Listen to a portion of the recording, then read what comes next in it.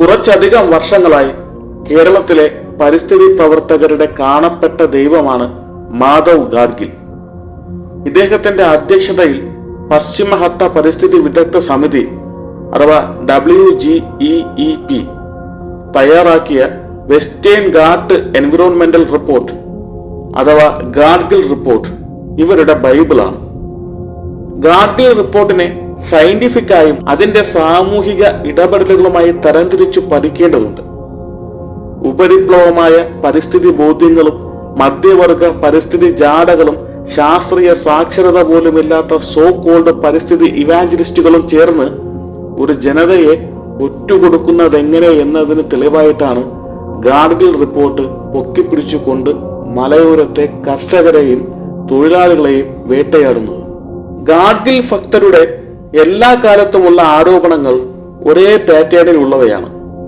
തീവ്ര വൈകാരിക പ്രകടനങ്ങൾ മാറ്റി നിർത്തിയാൽ ഇവയോരോന്നിലും എത്രത്തോളം സത്യമുണ്ടെന്ന് നോക്കാം. ഒരു ശരാശരി ഗാഡ്ഗിൽ ഭക്തന്റെ ഓപ്പണിംഗ് സ്റ്റേറ്റ്മെന്റ് മലയാളികളുടെ പാരിസ്ഥിതിക അവബോധത്തെ പരിതപിച്ചുകൊണ്ടായിരിക്കും. പരിസ്ഥിതിയെ മുഴുവനും മലയാളി നശിപ്പിച്ചു, പശ്ചിമഘട്ടത്തെ കാർന്നു തിന്നു തുടങ്ങിയ സ്ഥിരം പല്ലവികൾ കേൾക്കാം. ഇതിന്റെ സത്യാവസ്ഥ എന്താണ്? 2019 കേന്ദ്ര വനം വകുപ്പ് അവരുടെ ദ്വൈവാർഷിക റിപ്പോർട്ട് പ്രസിദ്ധീകരിക്കുകയുണ്ടായി. ഇന്ത്യയിലെ ഓരോ സംസ്ഥാനവും പ്രത്യേകമായിട്ടെടുത്ത് വനഭൂമി, ഫോറസ്റ്റ് കവർ, കാർബൺ ഡെപ്പോസിറ്റ് എന്നിവ GIS സാങ്കേതിക വിദ്യ ഉപയോഗിച്ചും ഫീൽഡ് വർക്ക് നടത്തിയും കണ്ടെത്തി അതിൽ കൊടുത്തിട്ടുണ്ട്. കേരളത്തിന്റെ forest cover 54%. Total reserve forest ആകെ ജിയോഗ്രഫിക്കൽ ഏരിയയുടെ 30%. 2019 റിപ്പോർട്ട് പ്രകാരം മുൻപത്തേതിനെ അപേക്ഷിച്ച് 823 ചതുരശ്ര കിലോമീറ്റർ വർധനമാണ് നമ്മൾ ഉണ്ടാക്കിയിട്ടുള്ളത്.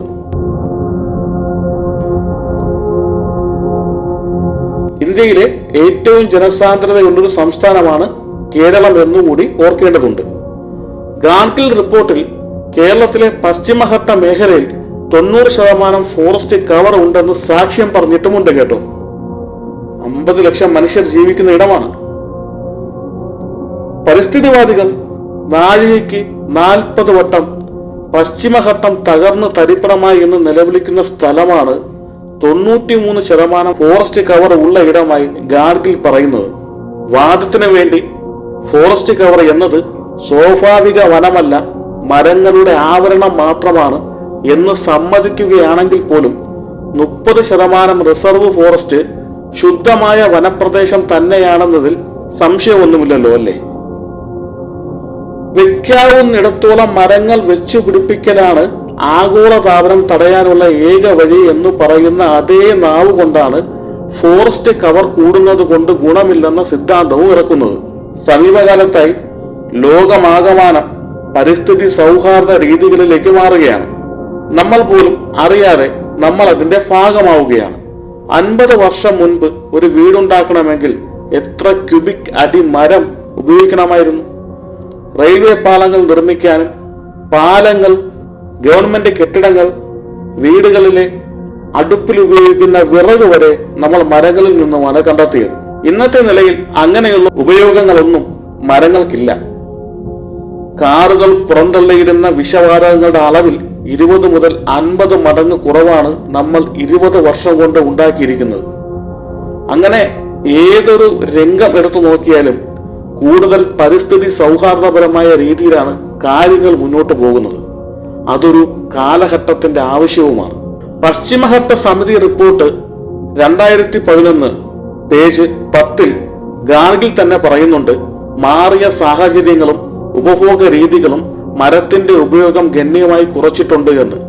അതുകൂടാതെ മനുഷ്യരുടെ ഇന്ധന ഉപയോഗം മാത്രം എടുത്തു നോക്കിയാൽ വ്യാവസായിക വിപ്ലവാനന്തരം യൂണിറ്റ് എനർജി ഉൽപ്പാദിപ്പിക്കുന്നതിനുള്ള ചിലവ് ഗണ്യമായി കുറഞ്ഞിരിക്കുന്നത് കാണാം. ഇതിനുള്ള ഒരു കാരണം കൂടുതൽ ഊർജമടങ്ങിയ ഇന്ധനങ്ങളിലേക്ക് നമ്മൾ പടിപടിയായി നടന്നു കയറി എന്നതാണ്. വിറക്, കൽക്കരി, പാചകവാതകം എന്ന രീതിയിൽ ഉപയോഗം മാറിയപ്പോൾ അസംസ്കൃത വസ്തുക്കളുടെ ഉപയോഗവും സ്വാഭാവികമായും കുറഞ്ഞു. കഴിഞ്ഞ അരനൂറ്റാണ്ടായി കാർബൺ ഇന്റൻസിറ്റി കുറഞ്ഞുകൊണ്ടിരിക്കുകയാണ്. എന്നാൽ കേരളത്തിലെ പരിസ്ഥിതിവാദികളും മാധ്യമങ്ങളും അതൊന്നും കാണാൻ ശ്രമിക്കാറില്ല. തങ്ങൾക്ക് പണിയില്ലാതായി പോകും എന്നതിന്റെ ഭയമോ, കാണാതെ പഠിച്ചു ഹൈസ്കൂൾ ക്ലാസുകളിൽ ഛർദ്ദിച്ച എസ്സേകൾ തെറ്റായിരുന്നു എന്ന് സമ്മതിക്കാനുള്ള ജാള്യതയോ ജഡത്വമോ മൂലം അവർ ഗാഡ്ഗിലിനെ വീണ്ടും അവതരിപ്പിക്കും. ശാന്തിവനം കേരളത്തിന്റെ ആമസോൺ ആണെന്ന് പറയും. വിമർശിക്കുന്നവർ റിപ്പോർട്ട് പഠിച്ചിട്ടില്ല എന്നാണ് അടുത്ത സീരിയസ് ആയിട്ടുള്ള ആരോപണം. സത്യത്തിൽ ഓരോ തവണയും പ്രതിരോധങ്ങൾ വേണ്ടിവരുമ്പോൾ വീണ്ടും വീണ്ടും ഈ സാധനം വായിക്കേണ്ട ഗതികേടിലാണ് മലയോരത്തെ ജനങ്ങൾ. ജനങ്ങളെ മാറ്റി പാർപ്പിക്കണം എന്നോ കർഷകരെ കുടിയിറക്കണമെന്നോ ഗാഡ്ഗിൽ പറഞ്ഞിട്ടില്ല എന്നതാണ് കണ്ടുപിടുത്തം. അത് പറയേണ്ട കാര്യമില്ല. റിപ്പോർട്ടിലെ ചില നിർദ്ദേശങ്ങൾ ഇവിടെ ചൂണ്ടിക്കാണിക്കാം. ജനങ്ങൾ ഓട്ടോമാറ്റിക്കായി ഇറങ്ങി പോകുമോ ഇല്ലയോ എന്ന് വീഡിയോ കാണുന്നവർ തീരുമാനിക്കട്ടെ. 1. സോൺ 1ലും സോൺ 2ലും പ്രത്യേക ബിൽഡിംഗ് കോഡ് നിലവിൽ വരും. സിമന്റ്, മണൽ, സ്റ്റീല് എന്നിവ ഉപയോഗിച്ചുള്ള നിർമ്മാണ പ്രവർത്തനങ്ങൾ നിയന്ത്രിക്കും. ആര് നിയന്ത്രിക്കും? WGEA. പ്രായോഗിക തലത്തിൽ ഒരു ഗവൺമെന്റ് സ്ഥാപനം പൗരനെ നിയന്ത്രിക്കുന്നത് നിരോധിച്ചിട്ടായിരിക്കും. വിളിച്ചുകൊണ്ടുവരാൻ പറഞ്ഞാൽ കൊന്നുകൊണ്ടുവരാൻ അധികാരമുള്ള, അപ്പീൽ കൊടുക്കാൻ കോടതിയിൽ പോലും പോകാൻ കഴിയാത്ത സ്റ്റാറ്റ്യൂട്ടറി ബോഡിയുടെ നിയന്ത്രണമാണ്. 2. ജനിതക മാറ്റം വരുത്തിയ വിത്തിനങ്ങൾ പശ്ചിമഘട്ടത്തിൽ കൃഷി ചെയ്യുന്നതിന് പൂർണ്ണ നിരോധനം. എന്തിന് എന്ന ചോദ്യം ഇന്നും കടങ്കഥയാണ്.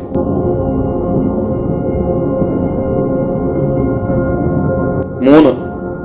ഭൂമിയുടെ ചെരിവ് 30% കൂടുതലാണെങ്കിൽ വാർഷിക വിളവെടുപ്പ് തരുന്ന കൃഷികൾ നടത്തരുത്.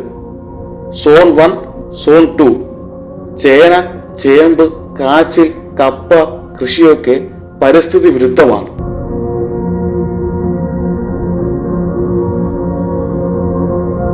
4. കളനാശിനി, കീടനാശിനി, വളം, മറ്റു കെമിക്കലുകൾ എന്നിവ സോൺ 1, സോൺ 2 എന്നിവിടങ്ങളിൽ ഉപയോഗിക്കരുത്. ഏറ്റവും അശാസ്ത്രീയമായ പ്രസ്താവനയാണിത്. മലനാടുകളിൽ കൃഷി ലാഭകരമായി നടത്തണമെങ്കിൽ വളങ്ങൾ ഉപയോഗിച്ചാൽ മാത്രമേ കഴിയുകയുള്ളൂ. ഗാഡ്ഗിൽ പ്രപ്പോസ് ചെയ്യുന്ന ജൈവ കൃഷി കർഷകന്റെ നട്ടുപൊട്ടിക്കുന്ന പരിപാടിയാണ്. 3 ഇരട്ടിയെങ്കിലും ചിലവേറിയ കർഷകർക്ക് 1/3 മാത്രം വിളവ് തരുന്ന കൃഷിരീതിയാണിത്. കേവല പരിസ്ഥിതിവാദം പറഞ്ഞിട്ട് മനുഷ്യരെ പട്ടിണിക്കിട്ട് കൊല്ലുന്ന പരിപാടി. ജൈവ കൃഷിയുടെ പ്രശ്നങ്ങൾ ഈ പോസ്റ്റ് ഡിസ്കസ് ചെയ്യുന്നില്ല. പൂർണ്ണമായും ജൈവ കൃഷി അശാസ്ത്രീയമാണെന്ന് മാത്രം പറഞ്ഞു വയ്ക്കുന്നു. 5. കന്നുകാലികൾക്ക് ഇത്രത്തോളം സന്തോഷം നൽകുന്ന മറ്റൊരു റിപ്പോർട്ട് കാണാൻ കിട്ടില്ല. അത്രയേറെ സൗകര്യങ്ങളാണ് നാടൻ പശുക്കൾക്കായി ഗാഡ്ഗിൽ നൽകുന്നത്. പശുക്കൾക്കായി പുൽമേടുകൾ, യൂക്കാലിപ്സ് മരങ്ങൾ മുറിച്ചു കളഞ്ഞ് പുൽകൃഷി, റോഡുകളുടെ വശങ്ങളിലുള്ള പുല്ലുകൾ പശുക്കൾക്ക് നടന്നു പോകുമ്പോൾ കടിച്ചു തിന്നാനുള്ളത് കൊണ്ട് കളനാശിനികൾ ഉപയോഗിച്ച് നശിപ്പിക്കരുത് തുടങ്ങി 10ഓളം നിർദ്ദേശങ്ങളാണ് ഗാഡ്ഗിൽ മുന്നോട്ട് വയ്ക്കുന്നത്. പശുക്കൾക്കായി സ്വിമ്മിംഗ് പൂളിന്റെ കുറവ് മാത്രമേ ബാക്കിയുള്ളൂ. 6. വനാവകാശ നിയമത്തിന്റെ കീഴിൽ പരമ്പരാഗത സ്വത്തുടമകൾക്കുള്ള അവകാശങ്ങൾ സംരക്ഷിക്കുക. അവകാശങ്ങൾ എന്ന് വെച്ചാൽ കൃഷിസ്ഥലം വനമാക്കി മാറ്റാനുള്ള അവകാശമാണ്. തെറ്റിദ്ധരിക്കരുത്. 7. ഇതൊക്കെ കൊണ്ട് വന്യജീവികളുടെ ആക്രമണങ്ങൾ കൂടാൻ സാധ്യതയുണ്ട്. അത് മുന്നിൽ കണ്ട് വന്യജീവികൾ ആക്രമിച്ചാൽ നൽകാൻ വേണ്ടി ഒരു ഫണ്ട് രൂപീകരിക്കുന്നതിനെ പറ്റി മാധവനാശൻ പറയുന്നുണ്ട്. 8. സോൺ 1, സോൺ 2, സോൺ 3 മേഖലകളിൽ റെഡ്, ഓറഞ്ച് പട്ടികയിൽപ്പെട്ട വ്യവസായങ്ങൾ തുടങ്ങുന്നത് സ്വപ്നം പോലും കാണരുത്. സോൺ 3യിൽ വേണമെങ്കിൽ നീല, പച്ച വ്യവസായങ്ങൾ തുടങ്ങാം. എന്ന് വെച്ചാൽ ജൈവം. 9. സോൺ 1, സോൺ 2, സോൺ 3 മേഖലകളിൽ വൈദ്യുതി കുറച്ചുപയോഗിക്കണം. ഇതിനായിട്ട് ബോധവൽക്കരണം നടത്തണം. എന്ന് വെച്ചാൽ കേരളത്തിൽ വൈദ്യുതി ഏറ്റവും അധികം ഉപയോഗിച്ച് തള്ളുന്നത് പശ്ചിമഘട്ടത്തിൽപ്പെട്ടവരാണോ? 10. സോൺ 1, സോൺ 2 പ്രദേശങ്ങളിൽ പുതുതായി റോഡുകൾ, റെയിൽവേ ലൈനുകൾ പണിയരുത്. 11. വിൻഡ് മില്ലുകൾ, ജലവൈദ്യുത പദ്ധതികൾ എന്നിവ സോൺ 1, സോൺ 2 സ്ഥാപിക്കരുത്.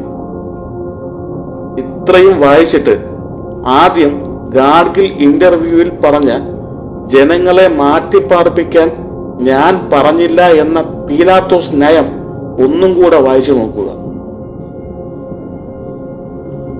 ഇനി ഉരുൾപൊട്ടൽ പരിസ്ഥിതി ദുർബല കോറി സമവാക്യമാണ്. മുൻപ് കവളപ്പാറയിൽ ഉരുൾപൊട്ടൽ ഉണ്ടായ ഉടനെ തന്നെ അതിന് ചുറ്റും പ്രവർത്തിക്കുന്ന 30ഓളം കരിങ്കൽ കോറികളാണ് കാരണമെന്ന പേരിൽ വൻ പ്രചാരണം അഴിച്ചുവിട്ടിരുന്നു. എന്നാൽ ശാസ്ത്രീയമായ തെളിവുകൾ നിരത്തി അടുത്ത 10 കിലോമീറ്റർ ചുറ്റളവിൽ പോലും ഇത്തരം പ്രവർത്തനങ്ങൾ ഇല്ലെന്നും അതിലും ദൂരെ പ്രവർത്തിക്കുന്നവയിൽ നിന്ന് പോലും ഉരുൾപൊട്ടൽ ഉണ്ടാകാൻ സാധ്യതയുള്ള തരംഗങ്ങൾ അവിടെ എത്തുകയില്ലെന്നും തെളിയിച്ചിരുന്നു.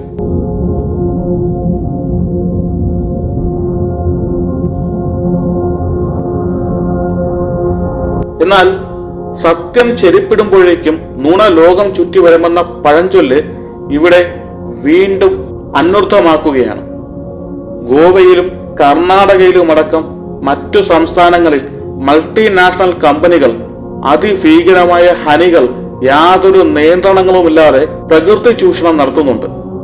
അവിടങ്ങളിലെ പരിസ്ഥിതി പ്രവർത്തകർ അതിനെതിരെ ജീവൻ പണയം വെച്ച് പോരാടുന്നുമുണ്ട്. തമിഴ്നാട്ടിലെ സ്റ്റെർലൈറ്റ് ഫാക്ടറി, ഛത്തീസ്ഗഡിലും ഉത്തരാഞ്ചലിലും നടക്കുന്ന കോൾ മൈനിങ്, അങ്ങനെ ഒരുപാട് വൻകിട പ്രശ്നങ്ങളുണ്ട്. അപ്പോഴാണ് കേരളത്തിലെ പരിസ്ഥിതിവാദികൾ അവരുടെ നൊസ്റ്റാൾജിക് പരിസ്ഥിതിവാദം അനുസരിച്ച് സമരം നടത്താൻ ഇവിടെയുള്ള മാഫിയക്കാരെ കണ്ടെത്തുന്നത്. തട്ടുകളായി പ്ലാറ്റ്ഫോമിൽ റബ്ബർ കൃഷി ചെയ്തവനും 1000 സ്ക്വയർ ഫീറ്റ് കിടപ്പാടമുണ്ടാക്കാൻ കല്ലിറക്കിയവനും ഇവരുടെ കണ്ണിൽ മൾട്ടിനാഷണൽ കമ്പനികൾ. അവരിൽ നിന്നും പശ്ചിമഘട്ടത്തെ സംരക്ഷിക്കാൻ വരുന്ന സൂപ്പർ ഹീറോകളായി സ്വയം അഭിനയിക്കുകയാണ് കേരളത്തിലെ അപ്പർ മിഡിൽ ക്ലാസ് പരിസ്ഥിതിവാദികൾ. അടുത്തതായി പഞ്ചായത്ത് തലത്തിലാണ് സംരക്ഷണ പ്രവർത്തനങ്ങൾ നടത്തുകയെന്നും ജനങ്ങളുടെ നേരിട്ടുള്ള പങ്കാളിത്തത്തോടെയാണ് ഇവയൊക്കെ നടപ്പിലാക്കുക എന്നുമുള്ള കാലങ്ങളായുള്ള നുണ ആവർത്തിക്കുകയാണ്. റിപ്പോർട്ടിലെ പശ്ചിമഘട്ട സംരക്ഷണ സമിതിയെപ്പറ്റി ഒരക്ഷരം പറയാതെയാണ് ബഹുജന പങ്കാളിത്തം എന്നൊക്കെ അച്ചുനിരത്തുന്നത്. ഗാഡ്ഗിൽ റിപ്പോർട്ട് ചർച്ച ചെയ്യുമ്പോൾ സ്വാഭാവികമായും പരാമർശിക്കേണ്ടി വരുന്ന കാര്യമാണ് പശ്ചിമഘട്ട പരിസ്ഥിതി അതോറിറ്റി എന്ന സ്ഥാപനവും അതിന്റെ ചുമതലകൾ, അധികാരങ്ങൾ എന്നിവ. WGEA എന്നത് മാധവ് ഗാഡ്ഗിൽ പശ്ചിമഘട്ട സമിതി റിപ്പോർട്ടിൽ അതിന്റെ കണ്ടെത്തലുകളും നിർദ്ദേശങ്ങളും നടപ്പിലാക്കുവാനും മോണിറ്റർ ചെയ്യുവാനും വേണ്ടി നിർദ്ദേശിച്ച എക്സിക്യൂട്ടീവിന്റെ പേരാണ്. ഈ സ്ഥാപനത്തിന്റെ ഘടനയെപ്പറ്റിയും പ്രവർത്തന രീതിയെപ്പറ്റിയും വിശദമായി തന്നെ പരാമർശിക്കുന്നുണ്ട്. ഗാഡ്ഗിൽ റിപ്പോർട്ടിൽ പറയുന്ന പരിസ്ഥിതി ദുർബല പ്രദേശങ്ങളിൽ നടപ്പിലാക്കേണ്ടുന്ന പ്രവർത്തനങ്ങൾ കൃത്യമായി നടത്തുക, പുതിയ ദുർബല പ്രദേശങ്ങളെ കണ്ടെത്തുക, ഗാഡ്ഗിൽ നിർദ്ദേശങ്ങൾ മാർഗരേഖയായി എടുത്ത് ഷെഡ്യൂളിൽ പറയുന്നത് പോലെ പ്രവർത്തിക്കുക എന്നിവയൊക്കെയാണ് അതോറിറ്റിയുടെ ചുമതലകൾ. ചുരുക്കി പറഞ്ഞാൽ ഗാഡ്ഗിൽ റിപ്പോർട്ടിലെ നിർദ്ദേശങ്ങൾ നടപ്പിലാക്കാൻ ചുമതലപ്പെടുത്തിയിരിക്കുന്ന സ്ഥാപനമാണ് WGEA. അതെന്തിനാണപ്പ പുതിയൊരു സ്ഥാപനവും പ്രത്യേകമായ അധികാരങ്ങളും എന്ന് ചിന്തിക്കുകയാണോ? പറഞ്ഞുതരാം. പരിസ്ഥിതി ദുർബല പ്രദേശങ്ങളിൽ കാര്യങ്ങൾ നിർദ്ദേശിക്കുന്നത് കേന്ദ്ര പരിസ്ഥിതി വനം മന്ത്രാലയം നിയമിക്കുന്ന ഉന്നതതല അവലോകന സമിതികളാണ്. തീരുമാനങ്ങൾ നടപ്പിലാക്കാനുള്ള വിവേചന അധികാരം ഇവയ്ക്കില്ല. അഡ്ഹോക് രീതിയിലുള്ള പ്രവർത്തനങ്ങളാണ് മിക്കവാറും. ഒരു പ്രൊജക്ട് കഴിഞ്ഞാൽ അതുമായി ബന്ധപ്പെട്ടുണ്ടായിരുന്ന കമ്മിറ്റികളെല്ലാം പിരിച്ചുവിടപ്പെടും. എന്നാൽ ഗാഡ്ഗിൽ നിർദ്ദേശങ്ങൾ അങ്ങനെ സംസ്ഥാന സർക്കാരുകളുടെ നിലവിലുള്ള എക്സിക്യൂഷണറികൾ വഴി നടപ്പിലാക്കാൻ മാധവ് ഗാഡ്ഗിലിന് സൗകര്യം ഉണ്ടായിരുന്നില്ല.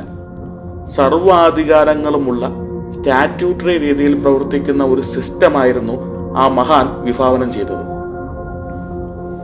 എങ്ങനെയാണ് WGEA പ്രവർത്തിക്കുന്നത്? നിലവിലുള്ള സകല വനം, പരിസ്ഥിതി, മലിനീകരണ നിയമങ്ങളുടെയും കൂടെ ഒരു അഡീഷണൽ നിയമമായിട്ടാണ് ഇതിന്റെ വിജ്ഞാപനം വരിക. 1986 പരിസ്ഥിതി സംരക്ഷണ നിയമത്തിലെ വകുപ്പ് 3 പരിസ്ഥിതി സംരക്ഷിക്കുന്നതുമായി ബന്ധപ്പെട്ട് കേന്ദ്ര സർക്കാരിന്റെ അധികാരങ്ങൾ വിശദമായിട്ട് പ്രതിപാദിക്കുന്നുണ്ട്. ഇതിന്റെ തന്നെ 3.2 ഇത്തരം അധികാരങ്ങളുള്ള അതോറിറ്റികളുടെ രൂപീകരണത്തെ പറ്റി പറയുന്നുമുണ്ട്. അതിന്റെ പ്രവർത്തനങ്ങൾ ഏതാണ്ട് വന്യജീവി ബോർഡിൻ്റേത് പോലെ ചോദ്യം ചെയ്യപ്പെടാനാവാത്തതായിരിക്കും എന്ന് ഗാഡ്ഗിൽ പ്രത്യേകം നിഷ്കർഷിച്ചു. പ്രധാനപ്പെട്ടവ താഴെ പറയുന്നു.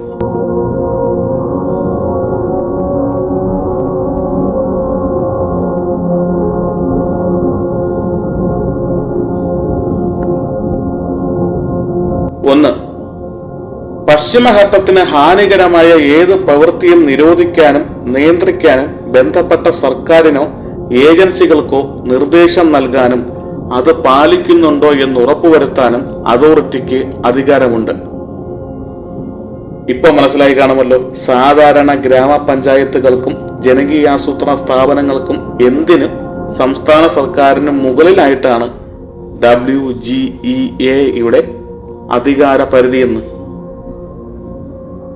2, പശ്ചിമഘട്ടത്തിലെ ജൈവ വൈവിധ്യം സംരക്ഷിക്കാനുള്ള മാസ്റ്റർ പ്ലാൻ തയ്യാറാക്കേണ്ടത് WGEA ആണ്. താഴേക്കിടയിൽ നിന്നും വില്ലേജ്, താലൂക്ക്, ജില്ലാ അടിസ്ഥാനത്തിൽ നിർദ്ദേശങ്ങൾ ഉൾക്കൊണ്ടുകൊണ്ടായിരിക്കണം അത്. ആഹാ, ഒരു ജനകീയാസൂത്രണം നടക്കുന്നുണ്ടോ? എന്നാൽ അത് വേണ്ട. WGEA എന്ന ഫ്രെയിംവർക്കിനു താഴെ 6 സംസ്ഥാനങ്ങളിലായി ഓരോ സംസ്ഥാനത്തിനും അതത് WGEA ഉണ്ടാകും. അതിന്റെ കീഴിൽ ജില്ലാ അതോറിറ്റികളും കേന്ദ്ര WEGAയുടെ അതേ സ്ട്രക്ചറിൽ അതേ അധികാരങ്ങൾ നിക്ഷിപ്തമായി തന്നെയാണ് WEGA സ്റ്റേറ്റുകൾക്ക് വേണ്ടി ഉണ്ടായി വരുന്നത്. ഫലത്തിൽ ഇവരാവും മാസ്റ്റർ പ്ലാനുകൾ തയ്യാറാക്കുന്നത്. ഒന്നുകൂടി പറയാം, സംസ്ഥാന അതോറിറ്റികൾ നിയമിക്കുന്നതും കേന്ദ്ര ഗവൺമെന്റ് തന്നെയാണ്. 3, ഇതൊരു സ്റ്റാറ്റ്യൂട്ടറി അതോറിറ്റിയാണ്. ഇതിന്റെ തീരുമാനങ്ങൾ അതേപടി അംഗീകരിക്കപ്പെടും. കേന്ദ്ര വന്യജീവി ബോർഡിന്റെ മാതൃകയിൽ സുപ്രീം കോടതി പോലും സാധാരണഗതിയിൽ ചോദ്യം ചെയ്യാത്ത ഒന്നായിട്ടാണ് ഗാഡ്ഗിൽ ഇതിനെ ഉപമിക്കുന്നത്. 4, പരിസ്ഥിതി നിയമം 1986 അനുശാസിക്കുന്ന എല്ലാ ശിക്ഷാ നടപടികളും നടപ്പിലാക്കാനുള്ള അധികാരം WGEAക്ക് ഉണ്ട്. ഇതൊക്കെ വായിച്ചിട്ടും തൊണ്ട തൊടാതെ മഹത്തായ വികേന്ദ്രീകൃത ജനാധിപത്യ സംവിധാനമാണെന്ന് പറയുന്നത് വിഴുങ്ങണമെന്ന് പറഞ്ഞാൽ സൗകര്യപ്പെടില്ല. അവസാനം കേരളത്തിൽ കഴിഞ്ഞ കൊല്ലങ്ങളിൽ അരങ്ങേറിയ പ്രളയം മനുഷ്യനിർമ്മിതമാണെന്ന എക്കാലത്തെയും മികച്ച ഗാഡ്ഗിൽ കോട്ട് ചേർക്കുന്നുണ്ട്. ചരിത്രത്തിൽ ഇല്ലാത്ത വണ്ണം അളവിൽ ചുരുങ്ങിയ മണിക്കൂറുകൾ മഴ പെയ്തുണ്ടായതാണ് കഴിഞ്ഞ പ്രളയമെന്നാണ് മിക്കവാറും ബോധമുള്ളവർ പറയുന്നത്. അതിനെ സാധൂകരിക്കുന്ന കണക്കുകളും ലഭ്യമാണ്. എന്നാലും അറ്റൻഷൻ സീക്കിങ്ങിന് വേണ്ടി പെട്ടെന്ന് ക്യാച്ച് ചെയ്യുന്ന കോഡ്സ് ഉണ്ടാക്കി അതിനെ സയന്റിഫിക് ആയി കൊണ്ടു നടക്കാൻ ഇത്രയൊക്കെ ഉടുപ്പാവാം. ഉരുൾപൊട്ടലിന്റെ പ്രധാന കാരണങ്ങളായി ലോകം മുഴുവനും പറയുന്നത് മണ്ണിന്റെ ഘടനയും അതിതീവ്ര മഴയുമാണ്. മൈനിങ് നടത്തിയാൽ ഉരുൾപൊട്ടൽ ഉണ്ടാകില്ല എന്നല്ല, പക്ഷേ കോഴിക്കോട് മൈനിങ് നടത്തിയാൽ കൊച്ചിയിൽ ഉരുൾപൊട്ടൽ ഉണ്ടാകും എന്ന തരത്തിലുള്ള അതിശയോക്തികൾ അല്പസ്വല്പം ശാസ്ത്രബോധമുള്ളവരും കൊണ്ടു നടക്കുന്നത് കഷ്ടമാണ്.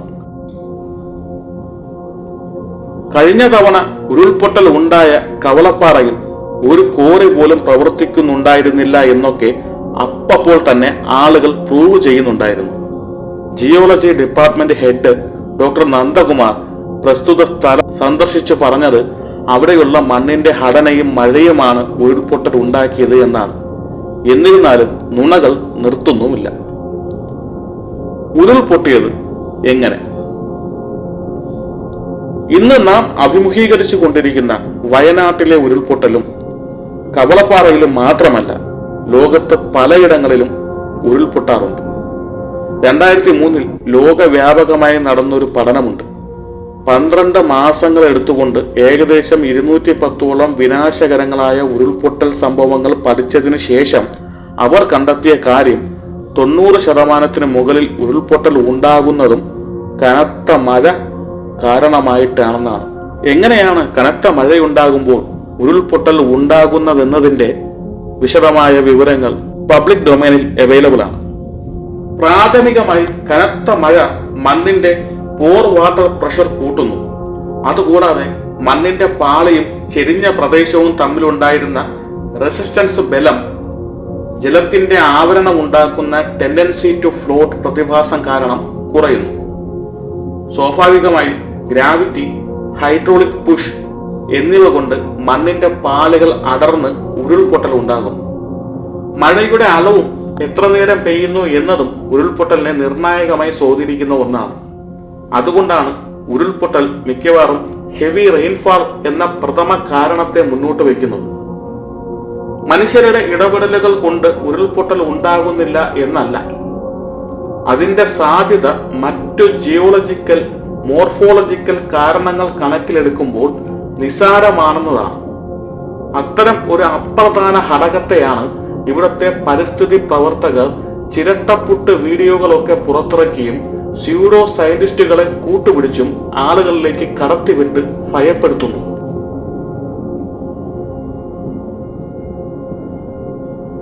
കരിങ്കൽ ക്വാറികളിൽ സംഭവിക്കുന്നത്. കേരളത്തിലെ കരിങ്കൽ ക്വാറികൾ ഇപ്പോൾ തന്നെ അങ്ങേയറ്റം റെഗുലേറ്റഡ് ആയിട്ടാണ് പ്രവർത്തിക്കുന്നത്. ഒന്നാമതായി ലൊക്കാലിറ്റിയുടെ പ്രശ്നമുണ്ട്. അങ്ങേയറ്റം പോപ്പുലേഷൻ ഡെൻസിറ്റി നിലനിൽക്കുന്ന ചുറ്റും അഗ്രികൾച്ചറൽ ലാൻഡുകൾ ഉള്ള സ്ഥലങ്ങളിൽ കരിങ്കൽ ക്വാറികൾ പ്രവർത്തിപ്പിക്കണമെങ്കിൽ വൈബ്രേഷൻസ് കുറഞ്ഞ കൺട്രോൾഡ് എക്സ്പ്ലോസീവ്സ് മാത്രമേ നടത്താൻ പറ്റൂ. ക്വാറികൾ നടത്തുന്ന സ്ഫോടനങ്ങൾ കരിങ്കൽ ലെയറുകൾ ഇളക്കുവാനും കല്ലുകൾ അവിടെ തന്നെ വീഴുവാനും ഒക്കെ വേണ്ടിയിട്ടാണ്. അല്ലാതെ തൃശൂർ പൂരത്തിന് ഡൈനാമൈറ്റ് കത്തിച്ചു പ്രകമ്പനം കൊള്ളിപ്പിക്കുന്ന പോലത്തെ പരിപാടിയല്ല. അടുത്തത്, മൈനിങ്ങിൽ പഞ്ചായത്ത് മെമ്പർ മുതൽ സ്റ്റേറ്റ് വരെ ഇടപെടുന്ന നാടാണ് നമ്മളുടേത്. പൊല്യൂഷൻ കൺട്രോൾ ബോർഡിൽ നിന്നുള്ള കൺസെന്റ്, എക്സ്പ്ലോസീവ് ലൈസൻസ്, പഞ്ചായത്തിന്റെ ലൈസൻസ്, ക്വാറിക്കുള്ള പെർമിറ്റ്, ചുറ്റുമുള്ള സ്ഥലമുടമകളുടെ കൺസെന്റുകൾ തുടങ്ങിയവയൊക്കെ ഉണ്ടെങ്കിൽ മാത്രമേ ചെറുകിട ക്വാറികൾ പ്രവർത്തിപ്പിക്കാൻ കഴിയുകയുള്ളൂ. ഇതിന്റെ കൂടെ surface plan, geological plan, development plan, excavation plan, environment plan, drainage plan തുടങ്ങി നൂറുകണക്കിന് സ്ട്രാറ്റജികൾ പാലിച്ചു കൊണ്ടൊക്കെയാണ് ഈ പരിപാടികൾ ഇവിടെ നടക്കുന്നത്. അതൊക്കെ ഉണ്ടെങ്കിൽ മാത്രമേ 2015 മൈനിങ് നിയമപ്രകാരം മൈനിങ് പ്ലാൻ അംഗീകരിച്ച് കിട്ടും. അല്ലാതെ ഒരു സുപ്രഭാതത്തിൽ 4 ചാക്ക് അമോണിയം നൈട്രേറ്റ് വാഴി കുഴിയിലിട്ട് കത്തിച്ച് അനിയന്ത്രിതമായി പൊട്ടിച്ചെടുക്കാനൊന്നും പറ്റില്ല. മറ്റൊന്ന്, മൈനിങ് രീതികളിൽ വന്ന മാറ്റമാണ്. പഴയകാല മലയാളം സിനിമകളിലെ പോലെ ചെങ്കുത്തായ പാറക്കുഴികൾ നിർമ്മിച്ചെടുക്കുന്ന രീതികൾക്കൊന്നും ഇപ്പോൾ ലൈസൻസ് കിട്ടില്ല. 5 മീറ്റർ ഹൈറ്റിലുള്ള തട്ടുകളായിട്ടാണ് ഇപ്പോഴുള്ള മൈനിങ്. അതാകട്ടെ പൂർണ്ണമായും ഉരുൾപൊട്ടൽ പോലെയുള്ള പ്രതിഭാസങ്ങൾ ഉണ്ടാകാതിരിക്കാൻ വേണ്ടിയുള്ളതുമാണ്. എന്നിരുന്നാലും ക്വാറി ഭയം മലയാളിയുടെ പൊതുബോധത്തിൽ എപ്പോഴുമുണ്ട്. ഏതൊരു ദുരന്തത്തെയും ആരുടെയെങ്കിലുമൊക്കെ ഉത്തരവാദിത്തത്തിൽ കെട്ടിവെക്കാൻ ശ്രമിക്കുന്നത് മനുഷ്യന്റെ സ്വാഭാവിക പ്രതികരണമാണ്. എനിക്കിതിൽ പങ്കില്ല, അവനാണ് എന്നത് കുട്ടിക്കാല ഡിഫൻസാണ്. കേരളത്തിൽ അടക്കം ഉണ്ടാകുന്ന കാലാവസ്ഥാ വ്യതിയാനങ്ങൾ ഗ്ലോബൽ ആയിട്ടുള്ളതിന്റെ തുടർച്ചയാണ്. അതിന് കാരണക്കാർ പശ്ചിമഘട്ടത്തിൽ താമസിക്കുന്ന മനുഷ്യരാണ് എന്ന രീതിയിലുള്ള ഇന്റർപ്രിട്ടേഷൻ സ്വന്തം ഉത്തരവാദിത്തങ്ങളിൽ നിന്നുള്ള ഒളിച്ചോട്ടവും അന്യനോടുള്ള വിദ്വേഷവുമാണെന്ന് മാത്രമേ പറയാൻ പറ്റൂ. കൊച്ചിയിൽ റോഡിലെ കുഴികൾ അടയ്ക്കാൻ സിനിമാ നടൻ ജയസൂര്യ ഇറങ്ങിയ കാര്യമൊക്കെ വലിയ വെണ്ടയ്ക്ക വാർത്തകളാകുന്ന കാലത്ത് മലയോരത്ത് റോഡുകൾ നിയന്ത്രിക്കണം എന്ന് പറയുന്ന ഒരു റിപ്പോർട്ടിനോട് അവിടുത്തെ മനുഷ്യർ ഐക്യപ്പെടില്ല. അത് പരിസ്ഥിതി ബോധം ഇല്ലാത്തത് കൊണ്ടല്ല, അതിജീവനത്തിനുള്ള ജന്മവാസന ആയി കരുതിയാൽ മതി.